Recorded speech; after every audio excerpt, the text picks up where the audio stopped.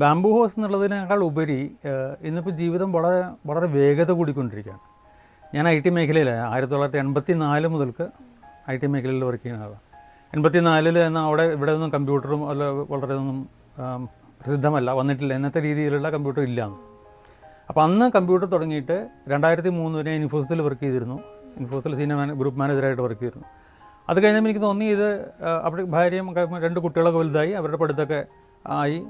അപ്പോൾ ഒരു ജോലി ചെയ്യുന്ന എനിക്കിഷ്ടമുള്ള ജോലിയാണ് IT, ബുദ്ധി ഉപയോഗിച്ച് ജോലി ചെയ്യുന്ന ജോലിയാണ്. പക്ഷേ അത് അവസാനിപ്പിച്ച് ഒരു ആത്മീയ ജീവിതത്തിൽ നീങ്ങണം. കാരണം ഞാൻ ചെറുപ്പത്തിൽ തന്നെ ഒരു ആത്മീയ മേഖലയിലായിരുന്നു. 26 വയസ്സുള്ളപ്പോൾ ഞാൻ ശ്രീവിദ്യ ദീക്ഷ എന്ന് പറഞ്ഞൊരു മന്ത്രദീക്ഷ മേടിച്ചിട്ട് ശ്രീചക്രം വെച്ച് പൂജിച്ചുകൊണ്ടിരിക്കുന്ന ആളാണ്. ഇത് എൻ്റെ ഒരു ബന്ധുവാണ് പറഞ്ഞത്, ഇങ്ങനെ മുള കൊണ്ട് വെക്കാമല്ലോ. ഇപ്പോൾ ബാംബു കോർപ്പറേഷൻ്റെ പല ഇതുകളുണ്ട്. അങ്ങനെ നോക്കുമ്പോൾ ഉണ്ണികൃഷ്ണ പാക്കനാണ് ഒരു ബാംബു സിംഫണിയുടെ ഒരാൾ. അയാൾ ഇതിൽ തന്നെ ഈ കുലത്തൊഴിലായിട്ടുള്ളതാണ് എന്ന് അങ്ങനെ ചെയ്യാം എന്ന് പറഞ്ഞിട്ടാണ് ഇതിവിടെ വന്ന്. ഇതും ഒരു ശാന്തമായിട്ടുള്ള, അപ്പോൾ ഇത് മലയല്ല പുഴയല്ല എന്നുള്ളത് വേറൊരു തരത്തിലുള്ള ഏകാന്തതയാണ്. അതാണ് ഇതിന് വരാൻ കാരണം. ഇപ്പോൾ ഇവിടെ നമ്മൾ സൗരോർജ്ജം മാത്രമേ ഉപയോഗിക്കുന്നുള്ളൂ.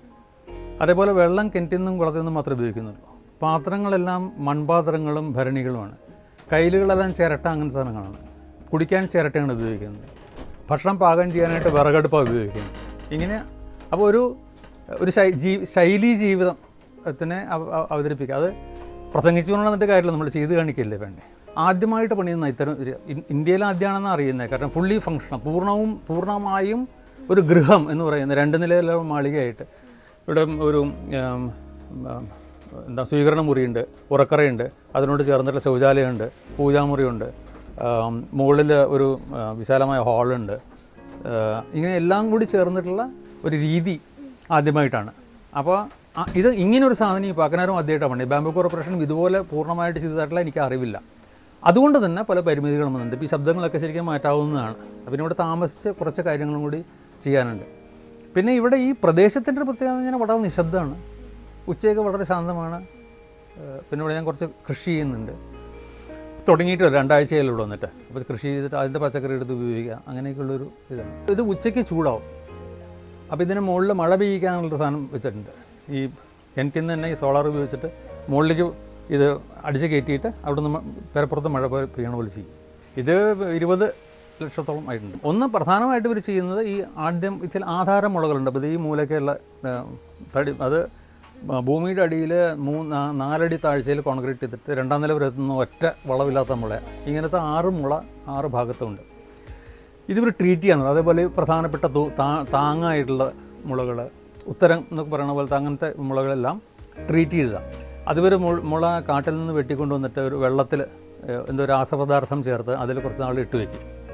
അത് ചെയ്ത് കഴിഞ്ഞിട്ടുണ്ടെങ്കിൽ ഇത് ദ്രവിക്കില്ല എന്നാണ് പറയുന്നത്. ബാംബു കോർപ്പറേഷൻ്റെ ആണെങ്കിൽ പല സ്ട്രക്ചർ, അത് അവരുടെ കാണാൻ കുറച്ചും കൂടി ഫിനിഷ് ഉണ്ടാവും, ഒരു പെർഫെക്ഷൻ ഉണ്ടാവും അതിൽ. പക്ഷേ അവർ ഇരുമ്പിൻ്റെ ചട്ടക്കൂടുകളും ഇരുമ്പിൻ്റെ ഉത്തരങ്ങളൊക്കെ ഉപയോഗിക്കുന്നുണ്ട്. അതുപോലെ പ്ലൈ ആണ്, ഇത് ബാംബു കോർപ്പറേഷൻ്റെ ഈ പ്ലൈ ആണ് അവർ ഉപയോഗിച്ചിരിക്കുന്നത്. പക്ഷേ ഇവിടെ 95% മുള ഉപയോഗിച്ചിട്ടുണ്ട്. എല്ലാത്തിനും മുള, ഇരുമ്പിൻ്റെ താഴെയും മുളയാണ്, മുകളിലും മുളയാണ്, പെരയും മുളയാണ്. എനിക്കിത് പണിത് തന്ന പാക്കനാർക്ക് ഇവിടുന്ന് ഇതിന് ഇതുണ്ട്, അനുമതിയുണ്ട് വനത്തിൻ്റെ അന്തർഭാഗത്ത് നിന്ന് ഇതിൻ്റെ കൊയ്ത്തെടുക്കാനായിട്ട്.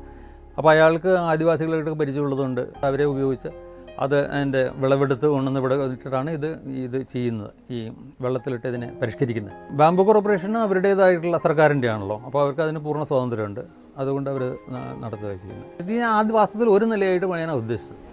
അത് കഴിഞ്ഞപ്പോൾ എനിക്ക് 1-2 ശിഷ്യന്മാരൊക്കെ ഉണ്ട്. ഈ ഞാൻ താന്ത്രികനാണ് ശ്രീവിദ്യ ഉപാസന മാർഗത്തിൽ.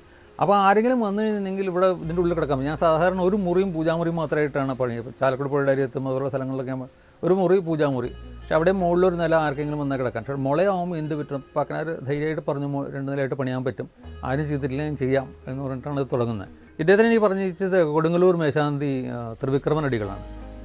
അപ്പോൾ പരിചയമുള്ള ആൾ പറഞ്ഞതാണ്. പിന്നെ ഒരു കലാകാരനാണല്ലോ, മറ്റതൊരു എന്താണ് വ്യവസായ സ്ഥാപനമായി മാറിയത്. ഇയാളാണെങ്കിൽ ഒരുപാട് സംഗീതോപകരണങ്ങളൊക്കെ ഉണ്ടാക്കിയിട്ടുള്ളതാണ്. അപ്പോൾ ഒരു കലാകാരൻ്റെ ഇതുകൊണ്ട് അതാണ് ഇത് വാസ്തവത്തിൽ 1 വർഷം എടുക്കാൻ കാരണം. ഒരു കലാകാരൻ ശില്പം പണിയോട് പണിതുകൊണ്ടിരിക്കുകയാണ്. അപ്പോൾ ഒരു കൃത്യമായിട്ടുള്ള സമയനിഷ്ഠയോ ഒന്നും പാലിക്കാനൊരു കലാകാരന് പറ്റില്ലല്ലോ. അപ്പോൾ അതിൻ്റേതായിട്ടുള്ള പരിമിതികളുണ്ടായിരുന്നു. ഇപ്പോൾ ഒരു എൻജിനീയറിങ് രീതിയിൽ നോക്കുകയാണെന്നുണ്ടെങ്കിൽ അതിനൊരു പ്ലാൻ വരച്ച് അതിൻ്റെ ഇന്ന സമയത്ത് ഇന്ന തീർക്കുക, പാരലായിട്ട് സമാന്തരമായിട്ട് ചെയ്യാവുന്ന കാര്യങ്ങൾ സമാന്തരമായിട്ട് ചെയ്യുക, അങ്ങനെ അത്തരമൊരു ഇതുണ്ടായിരുന്നില്ല. അതുകൊണ്ടാണ് ബാംബെ കോർണർ ഇപ്പോഴും ഞാൻ വിവേകിനെ വിളിച്ച് സംശയങ്ങൾ ചോദിക്കാറുണ്ട്. ഇതിപ്പോൾ വിവേകാണ് പറഞ്ഞത് ഇങ്ങനെ അടിച്ചാൽ മതി എന്നൊക്കെ, ഈ രാസവസ്തു ഇതിനെ ഒഴിവാക്കാനായിട്ട്. നാട്ടുകാർക്ക് വിസ്മയമാണ് പ്രധാനമായിട്ട്. ഇപ്പോൾ കഴിഞ്ഞ 2-3 ദിവസമായിട്ട് തന്നെ ഓരോരോ കുടുംബങ്ങൾ ഇങ്ങനെ കേട്ടു എന്ന് പറഞ്ഞു. അപ്പോൾ ഞാനവർ കഴിച്ച് കാണിച്ചു കൊടുക്കാറുണ്ട്.